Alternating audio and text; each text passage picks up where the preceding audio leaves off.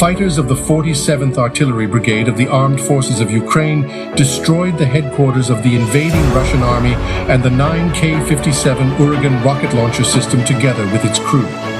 The headquarters and one of the two Uraqan in motion were shot down by the Caesar self-propelled artillery system provided to Ukraine by France as part of military aid.